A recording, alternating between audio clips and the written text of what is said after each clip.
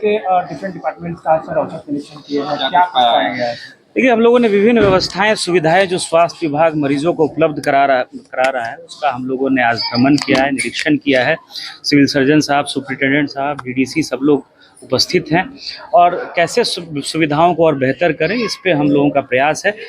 सब लोग, आप लोग जान रहे हैं कि 30 करोड़ की लागत से जो है मॉडल हॉस्पिटल बन रहा है। हम लोग उम्मीद कर रहे हैं कि मार्च के अंत तक उसकी भी शुरुआत हो जाएगी और उसके बाद जो जर्जर भवन है यहाँ, जिसमें अभी इमरजेंसी चल रही है, ओटी बना हुआ है, उसको डिमोलिश करके एक बेहतर लुक हम लोग अस्पताल का देने का काम करेंगे।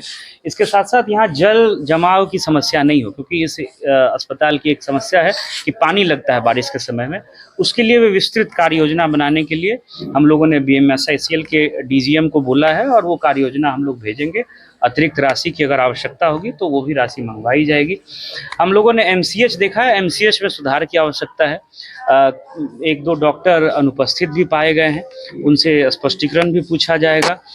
और हम लोग OPD में जो है काउंटर्स बढ़ाने के लिए सुपरिटेंडेंट साहब को बोले हैं। 2 काउंटर हम लोग अगले वीक से यहाँ होने जा रहा है। 1 काउंटर बढ़ेगा, टोटल 2 काउंटर MCH में जो है फंक्शनल रहेगा। जो SNCU है वहाँ बच्चे कम एडमिट हैं, उसमें 100% ऑक्यूपेंसी रहे, वो हम लोगों का ध्यान है। NRC जो है, जहाँ माल नरिष्ट बच्चे, जिनकी माँ और बच्चे दोनों की, जिनकी स्वास्थ्य की स्थिति या वजन और जो इंडिकेटर्स है खराब है, तो उसमें बच्चे एडमिट हैं, उसको हम लोगों को बेहतर तरीके से संचालित करना है। दवाएं पर्याप्त संख्या में उपलब्ध हैं, 300 से ज़्यादा दवाएं उपलब्ध हैं, लेकिन उतनी दवाओं का यूज़ नहीं हो पा रहा है। इसके संबंध में सुपरिटेंडेंट साहब को बोला गया है कि डॉक्टर्स और पैरामेडिकल स्टाफ के साथ मीटिंग करके उन लोगों को भी बताइए कि किस किस बीमारी की कौन कौन सी दवा उपलब्ध है और कैसे हम लोग बेहतर तरीके से मरीजों को उपलब्ध करा सकते हैं। मरीजों से फीडबैक लेने के क्रम में ये पता चला कि थायराइड की जांच नहीं होती है यहाँ, जबकि माइक्रोबायोलॉजी का जो लैब है वहाँ 75 तरह के जाँच की सुविधा है। तो थायराइड जाँच के लिए जो केमिकल चाहिए वो हम लोग रोगी कल्याण समिति से हम लोगों ने खरीदने के लिए परमिशन दे दिया है। तो रोगी कल्याण समिति से उस केमिकल की खरीद करके थायराइड जांच की सुविधा भी अगले महीने के अंत तक सुपरिटेंडेंट साहब ने श्योर किया है कि वो शुरू करा देंगे। IOT यहाँ फंक्शनल हो गया है। कुल 16 मरीजों का ऑपरेशन भी हुआ है और लगातार मरीज दिखाने भी आ रहे हैं, तो ये एक बेहतर शुरुआत है। इसके अतिरिक्त हम लोगों का प्रयास है कि जो आयुष्मान का कार्ड बनना है, और ख़ास करके 70 प्लस के उम्र के जो बुज़ुर्ग हैं और उनको 5 लाख तक की इलाज की सुविधा मुफ्त में मिलती है, तो उसके लिए एक अतिरिक्त काउंटर हम लोग OPD के पास बनाने जा रहे हैं। वो भी 2-4 दिन में शुरू हो जाएगा और वहाँ स्कैन एंड शेयर करके खुद से या हमारे ऑपरेटर्स की मदद से जो है हम लोग आयुष्मान भारत का कार्ड, चाहे वो 70 साल से जो बुजुर्ग व्यक्ति हैं वो आकर के बनवा सकते हैं, या सामान्य कोई भी जिनका भी सूची में नाम है। 70 साल से जो उम्र के ज़्यादा हैं उनके लिए कहीं पे, मतलब वो कोई BPL, APL या इनकम क्राइटेरिया, नौकरी पेशा, कोई क्राइटेरिया नहीं है। जिनकी उम्र 70 साल से ज़्यादा है वो नज़दीक के CSC पे या अपने PSC CSC पे, जो सामुदायिक स्वास्थ्य केंद्र है, या सदर अस्पताल में जो हम लोग एक अतिरिक्त काउंटर खोलने जा रहे हैं, वहाँ आकर के वो कार्ड बना सकते हैं। बेहतर सुविधा है। आप लोगों के माध्यम से सभी से मेरी अपील भी है कि इस सुविधा का ज़्यादा से ज़्यादा लोग लाभ उठाएं।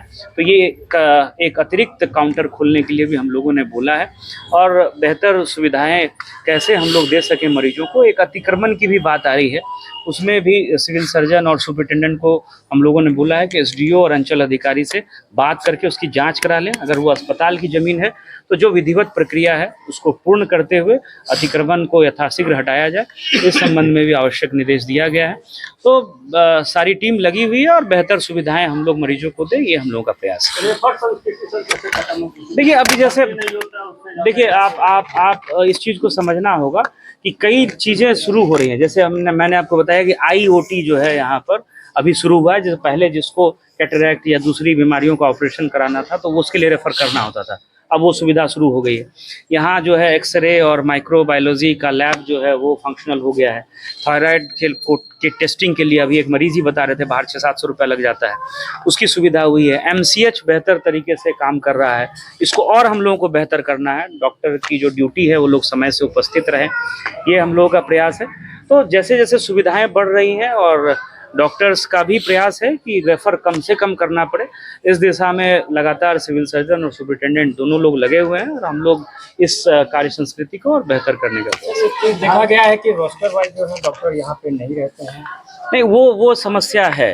अभी भी कुछ डॉक्टर्स का वेतन स्थगित करके हम लोगों ने स्पष्टीकरण पूछा था 2-4 दिन पहले, जो एक औचक जांच सिविल सर्जन साहब ने स्वयं किया था, उसमें कई डॉक्टर अनुपस्थित पाए गए थे।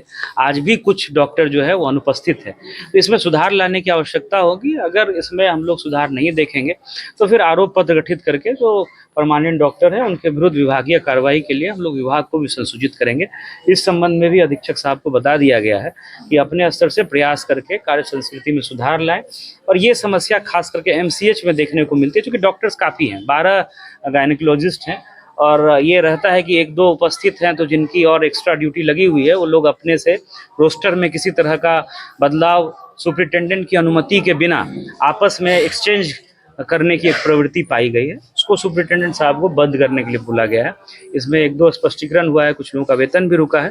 अगर ये सुधार नहीं होगा तो फिर 1-2 जो ऐसे डॉक्टर हैं उनको चिन्हित करके हम लोग स्वास्थ्य विभाग को विभागीय कार्रवाई के लिए रिपोर्ट भेजेंगे।